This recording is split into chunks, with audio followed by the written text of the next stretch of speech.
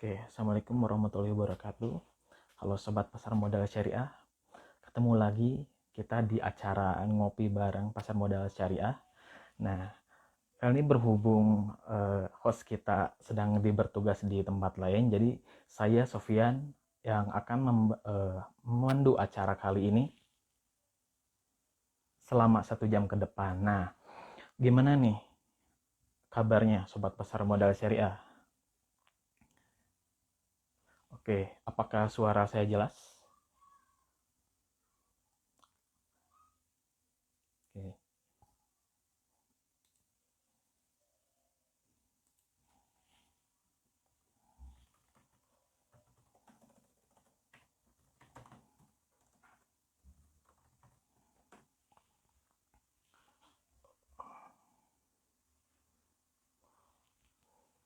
Oke, suaranya jelas ya.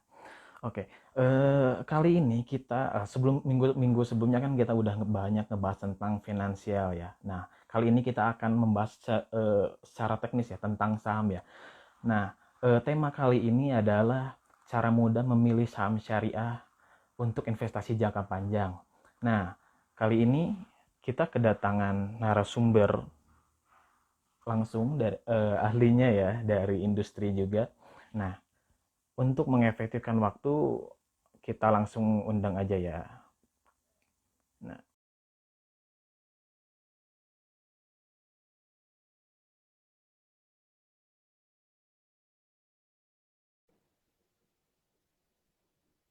nah, halo, Assalamualaikum. Waalaikumsalam warahmatullahi Oke, wabarakatuh. oke, suara Mas saya jelas ya, Mas? Sofyan, jelas, jelas, jelas. Suara saya jelas nggak, Mas Oke, Sofyan? teman-teman, saya perkenalkan dulu narasumber kita kali ini. Kali ini ada Mas Randy Yudhistira dari Philips Sekuritas Indonesia. Nah, Mas, tema kali Mm. ini tuh tentang, boleh disapa dulu ya, Mas ya, teman-temannya. Halo Halo, Mas semuanya. Sofyan. Suara saya terdengar dengan jelas, Mas Sofyan? Suara saya jelas? Sedikit jelas sih, cuman agak sedikit putus-putus ya kayaknya. Iya, mungkin Oke, kendala jaringan ya, Mas ya. oke. Teman-teman jelas ya? Halo, teman-teman yang di rumah jelas nggak dengar suara saya? Oh ya. Oh, halo juga Jelas jelas, katanya Mas. jelas. Oke. Oke, oke, oke, oke. Oke Siap, Mas, siap, siap, siap. kayaknya karena pembahasan Mm. kita akan cukup panjang ya dan agak padat ya. Nah, jadi mungkin Iya, kita padat. langsung ke topik aja nih ya. Nah, Nah, oke. Sebelum membahas lebih lanjut, eh, sebenarnya mm-mm. kita mulai mulai awal dulu ya Mas. Nah, kenapa sih kita harus investasi syariah ya? Mm-mm. Ya. Oke, jadi teman-teman pasar modal syariah semuanya dan juga teman-teman sobat Philip ya, alasan kenapa kita harus investasi itu yang pertama pasti adalah untuk mengalahkan inflasi ya. Jadi intinya memang tujuan dari kita investasi yang pertama adalah untuk mengalahkan inflasi. Nanti setelah itu baru tujuan-tujuan yang lain yang tetap akan berkaitan juga dengan inflasi. Nah, inflasi itu apa sih? Inflasi itu adalah naiknya harga-harga barang dalam periode waktu tertentu ya. Misalnya kita ambil contoh yang mudah saja itu misalnya harga Indomie gitu ya. Jangan kita sebut merek, harga mie instan gitu ya. Harga mie instan dulu di tahun 90-an itu harganya masih sekitar 300 sampai 500 rupiah per bungkus ya. Tetapi sekarang harga untuk satu bungkus mie instan itu bisa seharga 2.500 sampai 3.000 rupiah per bungkus ya. Kenapa bisa terjadi seperti itu? Itu karena adanya kenaikan bahan baku misalnya atau kenaikan juga biaya distribusi atau kenaikan juga harga BBM. Nah, itu bisa mempengaruhi naiknya juga harga-harga barang. Ya, jadi memang intinya kenapa kita harus inflasi, tujuan utamanya adalah kenapa kita harus investasi, tujuan utamanya adalah untuk mengalahkan inflasi. Kemudian yang selanjutnya, alasan kenapa kita harus investasi adalah untuk memenuhi keinginan dan juga kebutuhan, ya. Atau saya balik ya, yang lebih penting adalah kebutuhan ya, kebutuhan dan juga keinginan. Pastikan kita semua mempunyai kebutuhan, baik itu kebutuhan sehari-hari, kemudian juga keinginan, misalnya kita keinginan suatu hari nanti pengen misalnya naik haji atau umroh atau mau beli rumah atau mau beli mobil ke depannya, itu kan suatu keinginan juga dan kebutuhan yang harus dipenuhi. Nah, investasi bisa jadi salah satu caranya. Ya. Kemudian yang alasan selanjutnya adalah peningkatan nilai kekayaan. Ya, tujuan kita untuk investasi itu kan pasti untuk mendapatkan capital gain istilahnya di masa yang akan datang. Nah, investasi ini bisa menambah nilai kekayaan kita ya ke depannya. Kemudian alasan yang selanjutnya adalah ketidakpastian, Mas Sofyan. Ya, ketidakpastian ini contohnya seperti apa? Contohnya misalnya pandemi COVID-19. Ya, pasti tidak ada yang tahu kan di tahun-tahun sebelumnya, misal di 2018 atau di 2019, bahwa di tahun 2020 nanti akan terjadi pandemi COVID-19.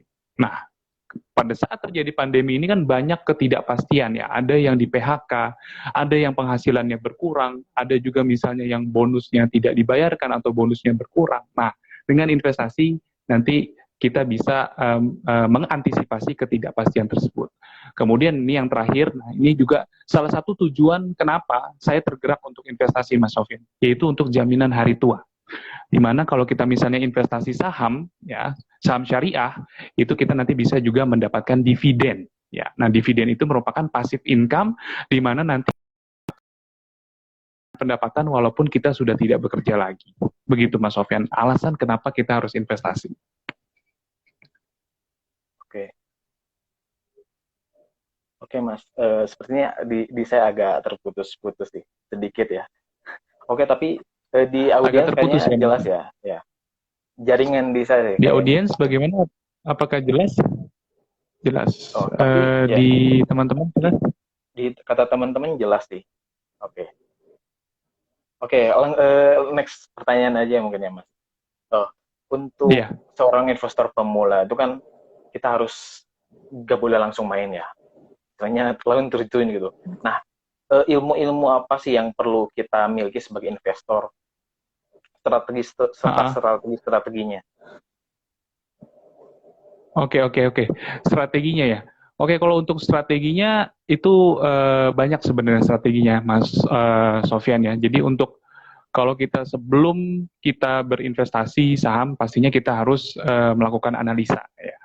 Nah, banyak nih di saat pandemi COVID-19 kemarin kan jumlah atau pertambahan SID ya, Mas, Single Investor Identification ya di 2020 dan 2021 awal itu pertambahannya sangat banyak sekali, sangat signifikan dibandingkan dengan tahun-tahun sebelumnya. Nah, banyak sebenarnya teman-teman kita yang melewati satu langkah atau satu step. Ya, satu step itu apa? Belajar, Mas Sofyan. Karena investasi di saham ini bukan main-main, ya, karena kita istilahnya menempatkan dana kita kan. Nah, itu kita tidak boleh main-main. Oleh karena itu ada baiknya adalah strategi yang pertama kita harus belajar dulu. Belajar tentang apa? Belajar tentang pengantar pasar modal. Apa saja produknya, apa saja keuntungannya, kemudian apa saja risikonya, kemudian siapa regulatornya, apa undang-undang yang mengaturnya. Ya. Setelah kita tahu itu dan juga kita tahu apa tipe, istilahnya tipe dari instrumen investasinya seperti apa sifatnya, baru kita bisa melakukan analisa. Ya, nah di saat kita belajar itu, kita belajar yang namanya nanti analisa fundamental dan juga analisa teknikal. Nah, itu adalah strategi yang penting untuk diterapkan sebelum kita terjun langsung mulai masuk ke investasi saham ya. Jadi analisa fundamental, kemudian analisa teknikal dan juga ada strategi diversifikasi namanya Mas Sofyan. Oke. Nah, kalau untuk strategi jangka panjang tuh bagusnya analisanya yang mana sih, Mas? Nah, kalau untuk investasi jangka panjang, kita baiknya adalah menggunakan analisa fundamental, teman-teman pasar modal syariah semua. Kenapa? Karena tentunya pasti kita ingin, karena investasi itu nature-nya atau sifatnya, itu adalah untuk jangka panjang, yang memang long-term investment. Nah, pasti kita tentunya ingin menempatkan dana kita investasi di perusahaan yang baik, bukan? ya, yang bagus kinerjanya, yang menghasilkan profit, ya, kemudian juga yang membagikan dividen pastinya. Pasti kan ingin perusahaan yang fundamental baik. Sehingga kalau kita mau investasi jangka panjang, kita harus menggunakan analisa fundamental. Ya. Oke. Nah, kan di bursa ini ada banyak banget ya, Mas. Saham tuh ada sekitar hampir 700 ya sekarang. Nah, untuk Iya, di yang saham saham syariah 700. ini kan sekitar 400-an ya, Mas. Nah, gimana Betul. sih cara memilih saham yang bagus dari 400? Itu kan banyak banget. Cara yang paling mudahnya gimana sih, Mas? Oke. Nah, karena saham itu totalnya ada 700-an sekian saham, kemudian untuk yang masuk ke daftar efek syariah yang ditetapkan oleh DSN MUI dan juga OJK, itu ada sekitar 400-an saham. Caranya bagaimana? Caranya kita bisa membandingkan kinerja suatu perusahaan ya dengan perusahaan yang lain yang bergerak di sektor yang sama, Mas. Ya, jadi supaya apple to apple, supaya peer to peer, dan sebanding dan hasilnya tidak bias dan juga tidak rancu, kita harus membandingkan perusahaan yang satu dengan perusahaan yang lain, kinerjanya bagaimana, bagus atau tidak, itu dengan satu sektor yang sama atau satu subsektor yang sama. Nah, membandingkannya bagaimana? Kita bisa menggunakan analisa fundamental itu, Mas Sofyan. Nah, analisa fundamental itu kan terbagi menjadi dua ya. Ya, ini yang umum diketahui juga di masyarakat dan juga banyak di literatur-literatur, di buku-buku. Analisa fundamental yang pertama adalah analisa fundamental kuantitatif, Mas Sofyan. Ya, kuantitatif itu bagaimana maksudnya? Kuantitatif itu nanti kita akan banyak menggunakan angka-angka dan hitungan-hitungan. Ya, nah langkah-langkahnya apa yang bisa kita lakukan di analisa fundamental kuantitatif? Yang pertama adalah top-down analysis, Mas, atau top-down approach, di mana kita menganalisa dulu kondisi makro, ya baik itu global, kemudian regional dan nasional, lalu baru kita analisa sektor atau industrinya. Ya, setelah kita analisa sektor dan industrinya, baru kita analisa emitennya atau sahamnya atau perusahaannya. Itu dengan cara tadi membandingkan dengan perusahaan lain yang sejenis yang bergerak di satu subsektor yang sama, bagaimana kinerjanya. Kemudian melihat kinerja keuangannya, kita sebenarnya nggak usah sulit-sulit menghitung ya, nggak usah lagi sulit-sulit menghitung karena di aplikasi perusahaan-perusahaan sekuritas, Mas Sofyan, itu sudah menyediakan itu. Ya, jadi rasio-rasio itu sudah dihitungkan. Biasanya itu namanya data fundamental. Ya, apa contohnya rasio-rasionya yang bisa kita perhatikan? Contohnya misalnya rasio profitabilitas (ROE), return on equity. Ya, itu harus diperhatikan. Ya, apakah tinggi, apakah double digit seperti itu, atau juga net profit margin yang membandingkan antara revenue atau salesnya dengan net profitnya. Ya, dari revenue berapa yang bisa di-generate menjadi net profit seperti itu. Apakah tinggi persentasenya atau tidak. Lalu kita bisa lihat juga dari tingkat hutang, Mas Sofyan. Ya, tingkat kesehatan perusahaan tersebut. Ya, misalnya dengan cara melihat melihat rasionya debt to equity ratio, ya. Debt to equity ratio atau rasio hutang. Apakah hutangnya tinggi atau tidak? Apakah hutangnya tinggi atau tidak? Tetapi baiknya di saham syariah adalah sudah terfilter, sudah tersaring-saring emiten-emiten yang memang hutangnya rendah. Ya. Kemudian rasio yang selanjutnya yang bisa kita gunakan adalah rasio valuasi, Mas Sofyan. Rasio valuasi ini untuk membandingkan apakah perusahaan tersebut valuasinya sudah mahal atau belum. Contohnya misalnya dengan rasio valuasi PER dan PBV. Lalu ada juga dividen, Mas. Nah, dividen ini juga bisa kita perhatikan tingkatnya, apakah return atau imbal hasilnya tinggi atau tidak, ya. Harga dibandingkan dengan dividennya, yaitu kita kenal dengan yang namanya dividen yield. Apakah dividen yieldnya besar atau tidak. Lalu yang terakhir di analisa kuantitatif yang penting juga adalah cash flow. Ya, jadi kalau bisa cash flow-nya khususnya cash flow operasinya positif. Nah, itu yang analisa fundamental kuantitatif, Mas.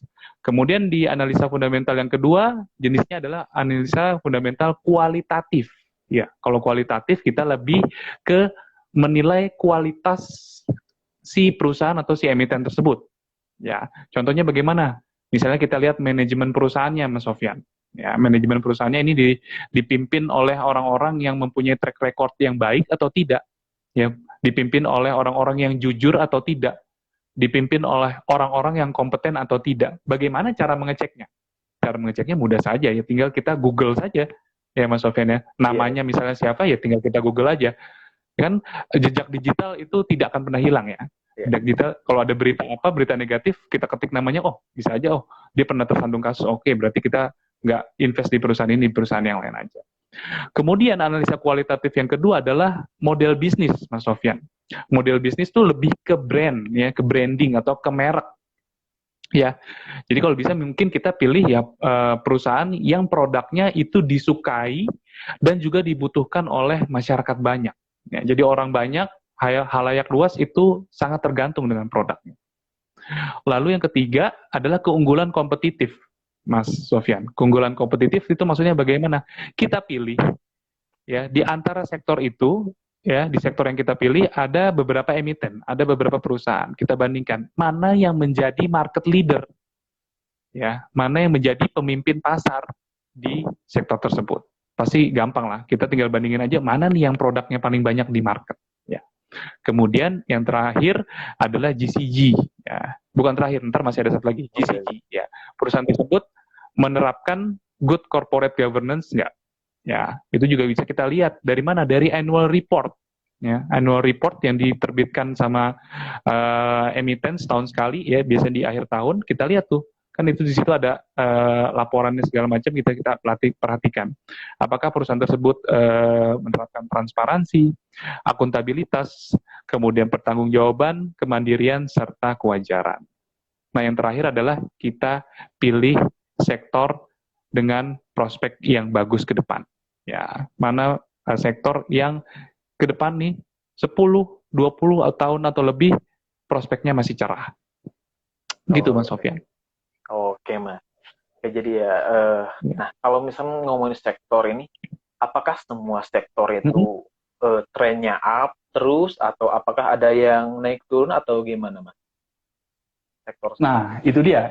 Itu yang perlu kita pelajari lebih dalam lagi ya, Mas Sofyan. Karena apa? Di Bursa Efek Indonesia, Mas Sofyan, itu ada 9 sektor ya, ada 9 sektor. Kalau kita masih menggunakan yang namanya JASICA, Jakarta Stock Industrial Classification. Tetapi dari sekitar sebulan atau 2 bulan yang lalu sudah muncul lagi yang baru ya. Jadi klasifikasi yang baru namanya IDXIC. Nah, itu ada 11 sektor ya. Jadi yang IDXIC ini dia akan lebih mengikuti pembagian sektor seperti bursa di luar negeri. Ya, ada yang baru contohnya adalah IDX Health. Nah, sebelumnya di Jasika itu belum ada health. Ya, jadi kayak rumah sakit itu nanti masuknya ke health. Kemudian kayak obat-obatan itu juga nanti masuknya ke health. Kemudian ada juga IDX Energi, yang sebelumnya tidak ada energi, yang ada hanya pertambangan. Nah, kalau kita masih menggunakan Jasika, dan di bulan keempat ini, di bulan April, kita masih boleh menggunakan Jasika, itu kita akan terbagi nanti menjadi 9 sektor. Nah, 9 sektor itu nanti akan saya bagi menjadi 3, ya, dari 9 akan saya bagi menjadi 3. Ya. Yang pertama adalah sektor pertanian dan pertambangan, Mas Sofyan. Nah, untuk sektor pertanian dan pertambangan, ini dia cocoknya untuk investasi jangka pendek. Nah, mungkin sebelum kita masuk ke pembagian sektor, saya mau jelasin dulu tentang pembagian jangka waktu investasi ya. Nah, jangka waktu investasi, Mas Sofian, itu bisa dibagi menjadi 3. Ya. Yang pertama adalah jangka pendek, yang kedua jangka menengah, dan yang ketiga adalah jangka panjang. Ya. Dan jangka pendek itu adalah untuk investasi di bawah 1 tahun, maksimal 1 tahun. Kemudian jangka menengah itu adalah untuk investasi 1 sampai dengan 5 tahun. Kemudian yang ketiga adalah jangka panjang, itu adalah untuk investasi yang lebih dari 5 tahun. 10 tahun, 20 tahun, atau bahkan lebih. Ya, kita bagi menjadi 3, short term, medium term, dan long term. Nah, tadi yang pertama adalah yang short term dulu. Mana sektor yang cocok untuk short term? Yang cocok adalah sektor, contohnya, kalau kita masih pakai Jasika, pertambangan dan juga pertanian. Ya, pertanian dan pertambangan itu cocok untuk investasi jangka pendek. Kenapa, Mas Sofyan? Karena pertanian dan pertambangan itu yang dihasilkan adalah komoditas, ya komoditi. Contohnya di sektor pertanian yang paling unggul adalah sektor CPO atau crude palm oil, kelapa sawit, minyak kelapa sawit, Mas Sofyan. Nah itu harganya kan sangat fluktuatif, ya, sangat fluktuatif. Kalau misalnya ada badai La Nina misalnya, itu harganya juga bisa ikut mempengaruhi, ya. Maksudnya harganya juga ikut terpengaruh, ya, karena nanti akan mempengaruhi juga waktu panennya, ya, kalau ada badai segala macam. Kemudian di pertambangan, contohnya adalah batu bara, Mas Sofyan. Batu bara juga harganya kan sangat fluktuatif, bukan? Iya betul. Ya, waktu beberapa tahun yang lalu harganya sampai seratusan dolar, ya. Kemudian sekarang sudah turun seperti itu. Nah, karena komoditasnya ini harganya sangat fluktuatif, kita menyebutnya industrinya adalah cyclical industry, industri yang mempunyai siklus. Ya, kalau harga komoditasnya naik, harga saham si emitennya bisa ikut naik. Kalau harga komoditasnya turun, ya harga saham si emitennya juga bisa ikut turun. Memang tidak langsung otomatis harga naik komoditas harga komoditas naik, harga saham naik, bukan. Nggak langsung seperti itu juga. Perlu waktu juga. Cuman itu akan mempengaruhi seperti itu. Ya. Jadi untuk pertanian dan pertambangan katanya itu dia cocoknya untuk investasi jangka pendek. Sementara yang kedua untuk investasi jangka menengah, kalau kita masih pakai Jessica, itu ada industri dasar dan kimia, aneka industri dan properti serta real estate. Ya, itu untuk investasi jangka menengah 1 sampai dengan 5 tahun. Ya, industri dasar dan kimia apa contohnya? Perusahaan semen. Ya. Kemudian aneka industri contohnya apa? Astra Internasional misalnya, itu aneka industri. Ya. Kemudian properti dan real estate, ya pasti kita tahu semua ya, perusahaan properti banyak ya, Sumarekon, BSDE, Alam Sutra, kemudian kayak BUMN Karya, ya, Waskita, Wika, Adikarya itu juga masuk ke properti dan real estate. Nah, yang ketiga ini nih yang bagus, ya. Ini kita sebut sebagai defensive sector. Nah, defensive sector. Dan ini cocok untuk investasi jangka panjang, Mas Sofyan. Ya. Nah, itu apa aja? Yang pertama adalah consumer goods, Mas Sofyan. Apa yang masuk ke dalam consumer goods? Contohnya, ya kayak mie instan tadi, itu masuk ke consumer goods. Ya. Produk sehari-hari aja Kemudian, ya Mas. iya, betul. Produk sehari-hari. Misalnya kita kayak yang kita pakai, kita gunakan saat mandi, sampo kita, sabun kita, pasta gigi kita. Ya, saya nggak usah sebut merek, pasti teman-teman udah tahu semua. Pasti pakainya itu kan. Kemudian misalnya seperti obat-obatan, itu juga kalau kita pakai Jessica juga masih masuk ke consumer goods. Ya. Kemudian apalagi yang masuk ke situ. Nah, kalau misalnya kayak rokok, rokok itu kan juga masuk ke industri barang konsumsi, consumer goods. Tapi untuk untuk saham syariah dia tidak masuk, ya. Karena untuk seperti bank konvensional, minuman keras, kemudian hotel, asuransi serta rokok itu tidak termasuk dalam kaidah atau prinsip syariah. Kemudian yang kedua di sektor yang defensif tadi ada infrastruktur, Mas Sofyan. Apa contohnya infrastruktur? Telekomunikasi, ya. Lagi pandemi COVID-19 dari tahun lalu 2020 sampai sekarang orang kan masih ada yang WFH kan, work from home. Kemudian seperti mahasiswa, kemudian anak sekolah itu masih study from home. Nah, justru traffic data meningkat, kebutuhan akan internet meningkat. Ya, makanya infrastruktur juga masuk ke dalam sektor yang defensif. Lalu yang ketiga sektornya adalah keuangan. Nah, keuangan ini memang dia menjadi penggerak IHSG, Mas Sofyan, khususnya perbankan ya, sektor perbankan. Nah, cuman karena perbankan ini tidak masuk ke dalam kaidah atau prinsip syariah ya, bank konvensional maksudnya ya. Jadi dia tidak menjadi penggerak atau motor dari indeks syariah untuk perbankan. Karena perbankan yang masuk ke syariah hanya beberapa saja. Misalnya sebagai contoh BRI, Bank Syariah Indonesia, BRIS. Kemudian BTPN Syariah, kemudian ada yang baru itu Banknet Syariah, ya, dan juga PNBN, ya, Bank Panindubat, dan PNBN. Betul PNBN itu, ya. Nah, tidak karena hanya sedikit perbankan yang masuk ke dalam daftar efek syariah, dia tidak jadi penggerak. Jadi penggerak di sektor penggerak indeks saham syariah Indonesia itu lebih banyak di consumer goods. Jadi gitu, Mas Sofyan, yang cocok itu adalah consumer goods, infrastruktur. Kalau untuk syariah. Hmm, oke Mas. Mantap. Oke. Buat teman-teman kalau misalnya ada pertanyaan boleh nanti diketik ya di kolom chat atau di komentar. Oke Mas.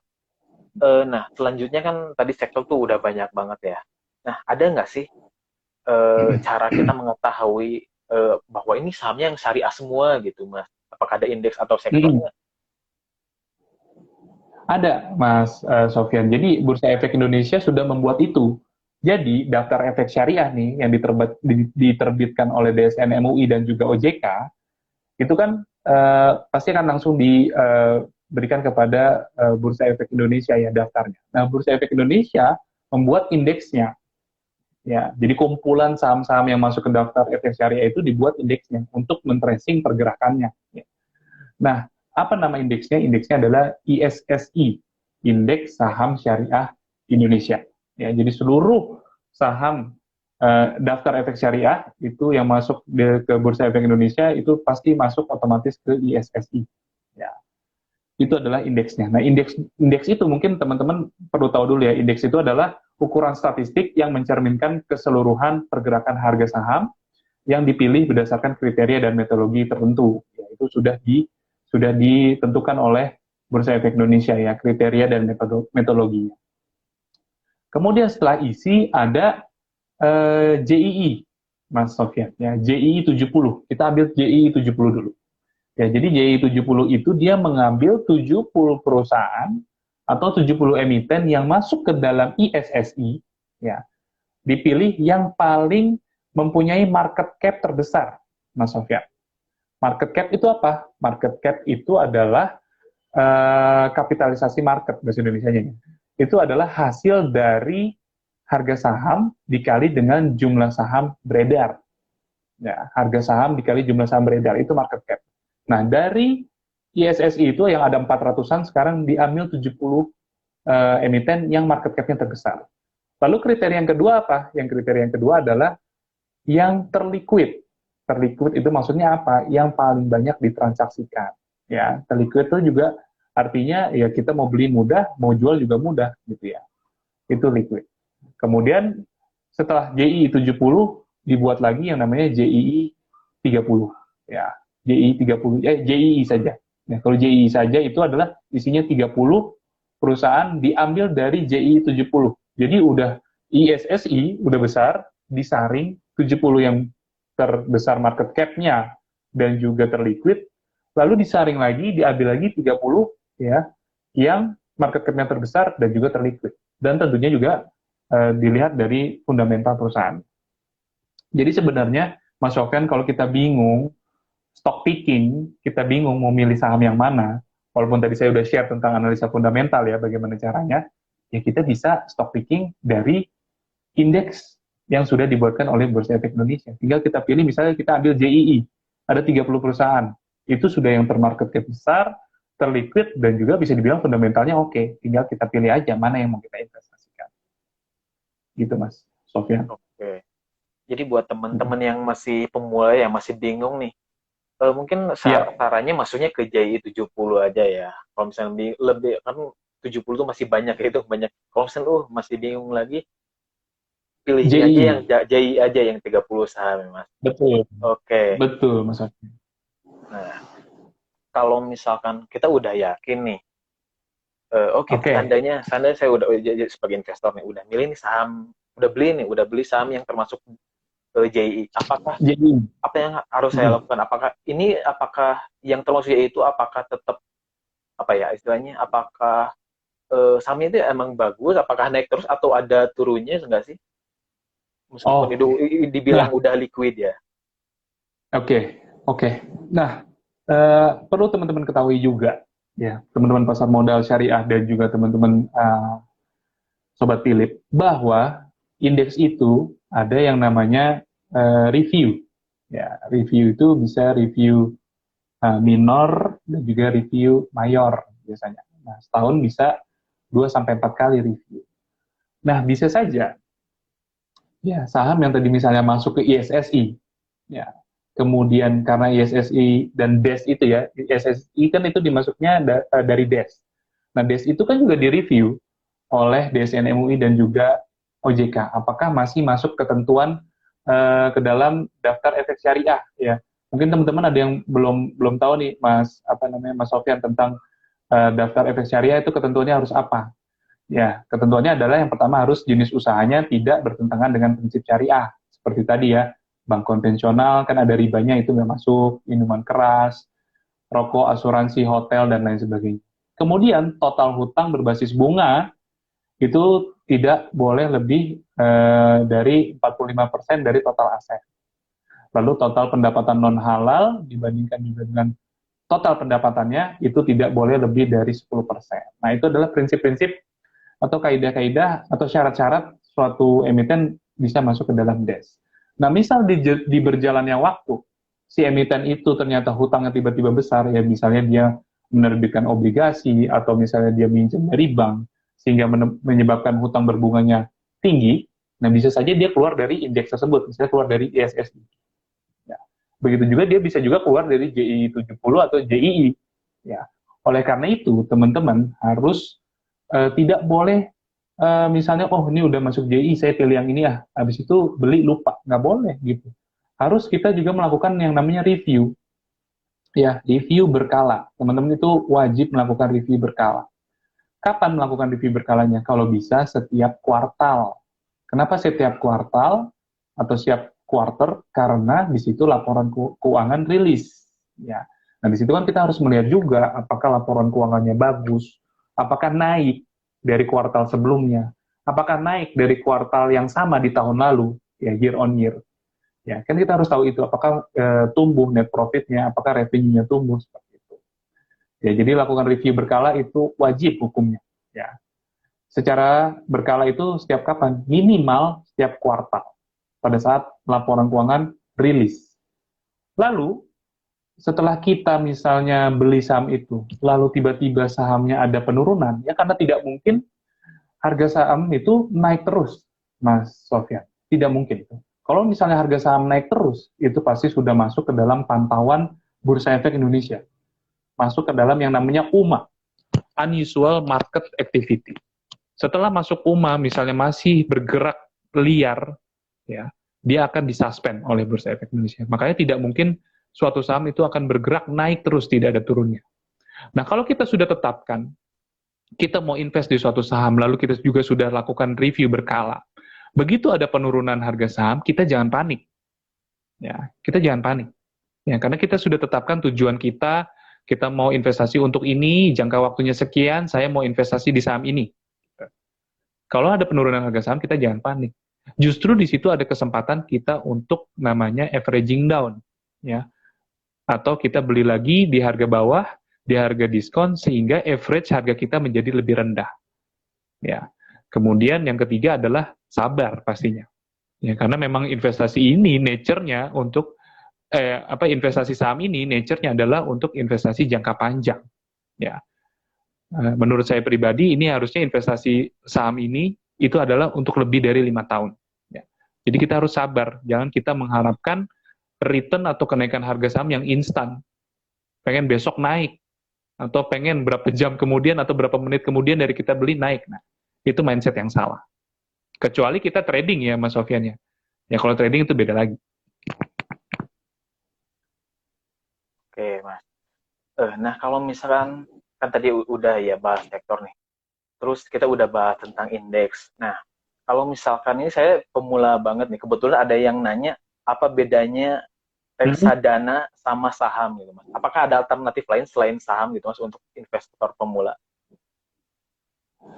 Oke, untuk investor pemula banyak sekali alternatif sebenarnya, Mas Sofyan ya. Tidak harus langsung di saham, ya karena kita tahu saham itu kan memang dia high risk, high return, Mas Sofyan. Potensi returnnya memang tinggi, tetapi resikonya juga tinggi. Jadi memang resiko itu akan selalu menempel dan berbanding lurus ya, dengan instrumen investasi. Nah, misalnya teman-teman masih baru, masih newbie istilahnya, dan juga masih takut deh nih, udah capek-capek nabung, masa terus misal masuk ke saham, harga saham turun, panik, jual rugi. Ya kan? Mau coba alternatif selain saham ada nggak sih? Ada, Mas Sofyan, banyak sekali. ya. Jadi produk di pasar modal ini. Contohnya misalnya ada yang namanya reksadana, Mas Sofyan. Kalau reksadana ini dia dikelola oleh yang namanya manajer investasi. Ya, manajer investasi ini pastinya ya orang yang profesional. Ya, karena memang untuk mendapatkan license-nya itu juga bisa dibilang susah. Wakil manajer investasi. Nah, kalau reksadana ini dikelola oleh manajer investasi. Nah, reksadana ini juga ada yang syariah, gitu ya. Dia memenuhi kaidah-kaidah syariah, ada juga. Jadi reksadana kan ada reksadana pasar uang, pendapatan tetap, balance ya campuran dan juga saham. Nah, ini ada yang syariahnya semua. Ya, pendapatan reksadana pasar uang ada yang syariahnya, pendapatan tetap ada yang syariahnya, kemudian reksadana balance dan saham juga ada yang syariahnya. Ya. Tapi kalau pertanyaannya sama nggak sih saham dengan reksadana? Ya kalau saham kita yang transaksiin sendiri, Mas Sofyan. Sementara kalau reksadana ya ada manajer investasi yang mengelola itu.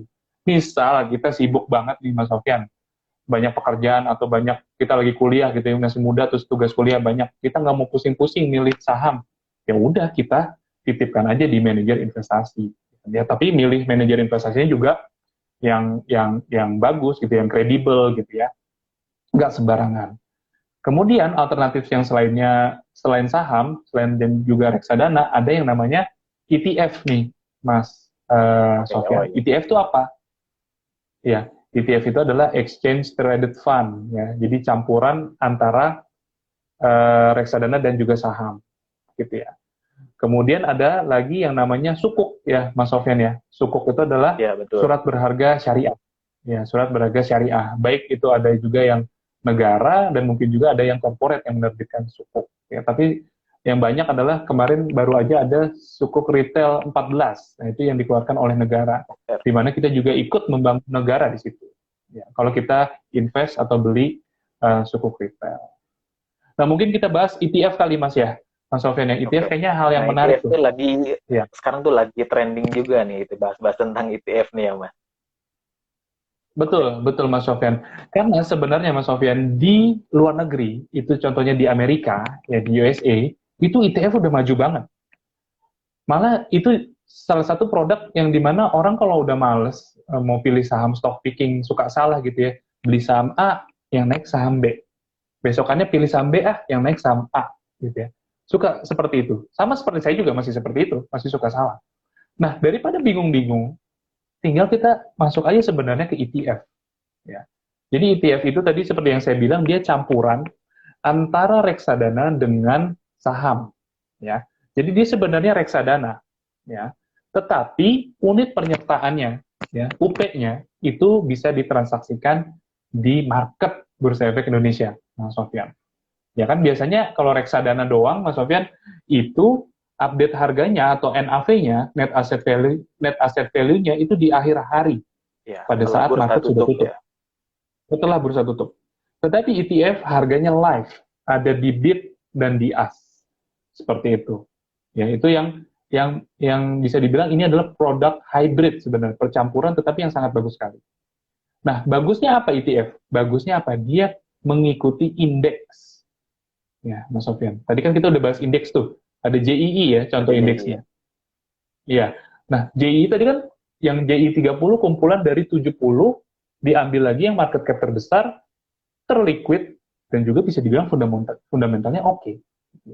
Nah, daripada kita bingung-bingung stock picking, ya, beli saham yang A, yang naik yang B, atau segala macam, atau juga misalnya kita mau beli nih, kalau kita pilih ETF, Mas Sofyan, itu kan isinya 30 ya. Kalau kita Ya. pakai ETF yang indeksnya JII, Jadi, isinya 30 saham. Kalau 30 saham itu kita mau beli satu-satu, ya, kita mau beli satu-satu, satu lot masing-masing, itu kan menghabiskan dana yang banyak. ya. Tetapi dengan kita beli ETF, harganya lebih murah. Ya, kita beli ETF, satu lotnya lebih murah, dan kita bisa secara tidak langsung memiliki 30 perusahaan tersebut. Begitu, Mas Sofyan. Dan itu pun apa ya?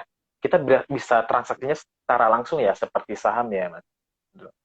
Bisa, Mas Sofyan. Jadi ETF itu seperti kalau di aplikasi Philip nih, di Poems, tinggal kita kayak mau beli saham aja, tinggal kita masukin kodenya, kode si ETF-nya. Nah, biasa kode ETF itu yang depannya X, gitu Mas Sofyan. X apa gitu ya. Nah, kebetulan di Bursa Efek Indonesia ini ada 40, kalau saya tidak salah, maaf kalau ada yang lebih tahu, mohon koreksi, sekitar 43 ya. Kalau nggak salah 43 atau 47 produk ETF gitu ya. Ya, Total sekarang ini. ya, Nah, yang syariah itu sudah ada ya. Yang syariah itu sudah ada, itu saya cek ada 3 ya. ya. Ada 3 ETF ya, 3 ETF yang menerapkan prinsip syariah atau masuk ke dalam efek yang bisa dibilang efek syariah. Oke, Mas. Ini ada pertanyaan nih. Apakah Ya. ETF ini sudah sesuai syariah? Tentunya sudah ya, Mas. Karena ada tadi ya udah dijelaskan tadi, ada ETF yang namanya ETF syariah. Nah, kebetulan itu udah ada 3 ya. Kalau nggak salah tuh CG Express sama apa ya? Satu Ya, lagi saya lupa. jadi Express sama satu lagi saya lupa yang dikeluarkan sama Sinarmas kalau nggak salah ya. Ya. Ya. Nah, kalau beda bentar nih. Mm-mm. Beda ETF dengan reksadana indeks apa ya, Mas, katanya? Dari Kusuma Oke, Mardina. oke, ya. Ini pertanyaan bagus nih. Ya, bedanya adalah tadi kalau misalnya ETF harganya live, ya ada bid dan ask. Kalau kita mau beli saham kan kita masuk ke yang namanya order form nih Mas Ya. Sofyan ya. Mau order form kita pilih sahamnya, kemudian masukkan harganya, masukkan jumlah lotnya. Kita lihat tuh di bawahnya lagi ada harga-harga pasarnya tuh. Di bid ada berapa harga, di ask ada berapa harga. Nah, ETF ada harganya muncul. Sementara kalau reksadana, ya reksadana indeks yang tadi ditanya ya, itu harganya update-nya atau NAV-nya update-nya itu di sore hari, after market setelah bursa tutup. Seperti itu. Jadi harganya tidak live. Sementara ETF harganya live. Tetapi secara sifat dia sama. Maksudnya secara sifat itu apa? Pergerakannya ya kurang lebih sama. Ya. Karena kan dua-duanya sama-sama indexing. Indexing itu artinya pergerakannya mengikuti indeks. Oke, Mas. Ini ada pertanyaan lagi dari Asep Pacul. Kalau ETF bisa dapat Iya. dividen juga ya, katanya. Nah, ini yang menarik. Ya, ini yang menarik. Ada ETF yang membagikan dividen dan ada juga ETF yang tidak membagikan dividen untuk Mas Asep ya, gitu. Nah, kebanyakan ETF tidak membagikan dividen. Kebanyakannya, mayoritas ETF tidak membagikan dividen. Dia akan langsung menambah di NAV-nya, ya, langsung menambah di net asset value-nya. Dan ada juga dividen, ada juga ETF yang membagikan dividen, tapi hanya sedikit, Mas Asep. ETF yang membagikan dividen, seperti itu. Oke.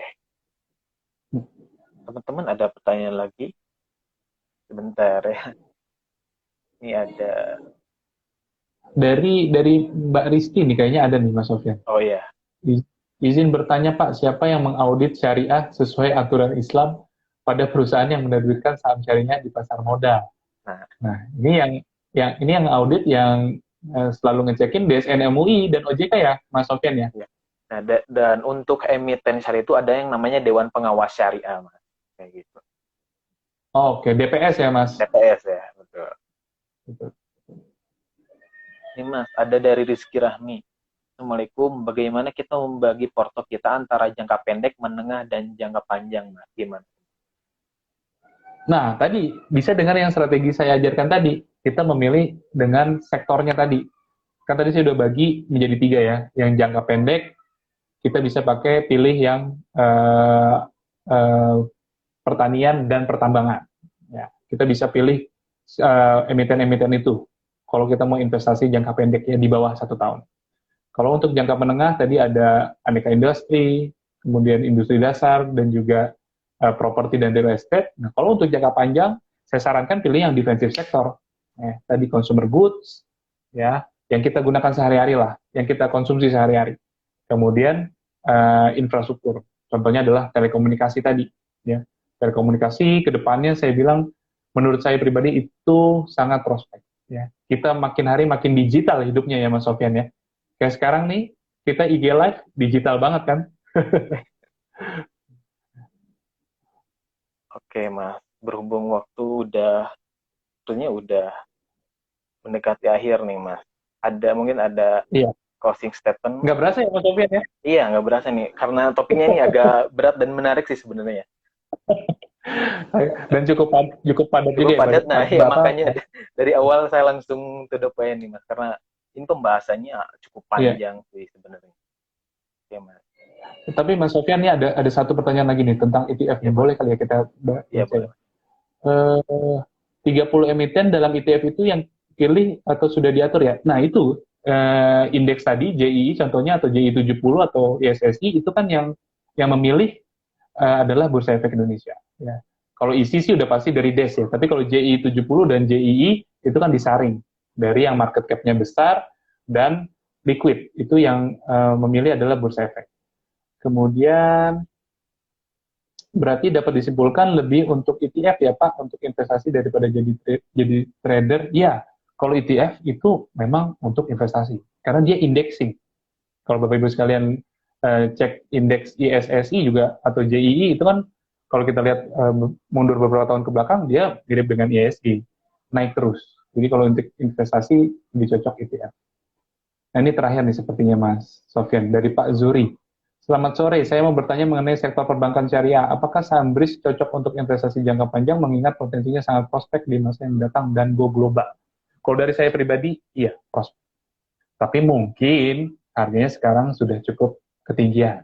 Ya, kita biarkan dulu cooling down, kemudian koreksi, ada retracement sedikit ke bawah, beberapa level sudah mencapai supportnya, boleh kita nanti ambil di situ ya. Jadi kita biarkan dulu dia cooling down dulu. Tapi untuk prospek, menurut saya BRIS bagus. Ya. Bisa menjadi perusahaan syariah terbesar di Asia ya, Mas Sofyan ya, BRIS ya. Ya, salah satu. Salah satu, betul. Oke. Ini persentase apa yang bagus ya? Pertanyaan dari Mas Rizky itu. Oh, ini yang pengawasan portofolio, Mas, kayaknya. Berapa persen untuk jangka panjang, yang pendek, kayak gitu sepertinya. Oke, oh kalau itu balikin lagi ke profil resiko, Mas Sofyan. Profil resiko orang kan berbeda-beda ya, Mas Sofyan ya. Ada yang konservatif, ada yang moderat, ada yang agresif. Kalau misalnya Mas Rizky masih muda dan juga agresif, penyuka risiko, ya mayoritas 50% bisa di yang apa namanya jangka pendek. Ya, karena memang volatilitasnya sangat tinggi untuk yang jangka pendek.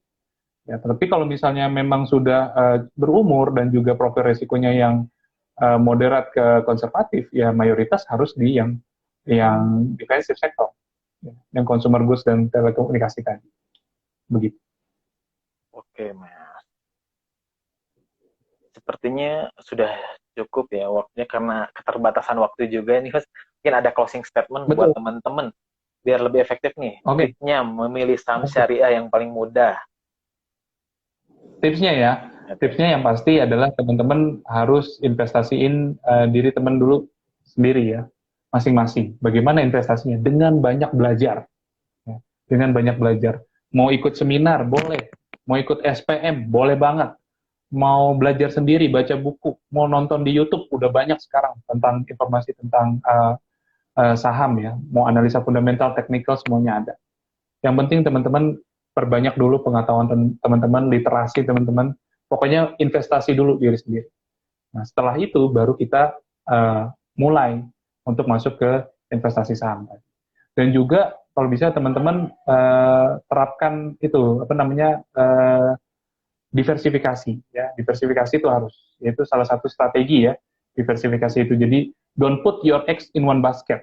Ya, seperti kata Pak Warren Buffett seperti itu. Kenapa? Karena kalau jatuh basketnya, keranjangnya hancur semua telur. Diversifikasi itu seperti apa? Ya tadi kita udah jelasin ini ya Mas ya, produk-produk investasi ya. Kita bisa melakukan namanya asset allocation.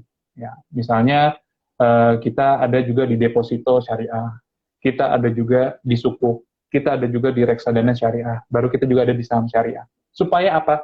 Supaya risiko kita terbagi-bagi, ya, terbagi-bagi, tidak hanya terpusat di satu instrumen investasi saja. Kemudian pesan saya, yuk kita mulai investasi saham syariah sekarang juga, teman-teman semua. Tidak ada kata terlambat untuk memulai, lebih baik terlambat daripada tidak sama sekali. Gitu Mas Sofyan. Oke, Mas. Terima kasih. Ilmu ya sangat bermanfaat sekali ya buat teman-teman ini yang masih bingung, apalagi Hmm. buat pemula. Oke, Mas. Karena keterbatasan waktu ya, mungkin kita bisa live lagi nih di lain waktu ya Mas. Ini pembahasannya sangat menarik sekali sebenarnya. Kayaknya perlu Kayaknya kayaknya masih kurang deh, Mas. ya Kayaknya masih kurang. kita perlu IG live lagi nih kayaknya. Iya, mungkin di lain kesempatan ya Mas. Terima kasih sekali Mas Randy. Siap, Oke, siap. oke. Ini masih banyak pertanyaan sebenarnya. Mungkin nanti ya buat teman-teman nanti kalau misalnya ada pertanyaan boleh di DM ke Ya, boleh. boleh Talk DM to ke Philip, WhatsApp. Mas. Nah, betul ya. Atau ke Talk to Philip. Philip. Ya, Oke. ya. Betul. Oke, Mas. Terima kasih ya, Mas. Sebentar Ya, lagi ini berbuka. Selamat berbuka iya. nanti ya, Mas. Iya, Oke. selamat berbuka juga Mas Sofian dan salam untuk Mas Hari. Oh ya, selamat Tuhan. Oke. Ya. Oke. Nah, teman-teman, terima kasih untuk telah menyimak IGTV kali ini. Sangat menariknya. Kalau misalkan ada pertanyaan, boleh nanti ya di DM ke Dr. Philip atau Pasar Modal Syariah juga.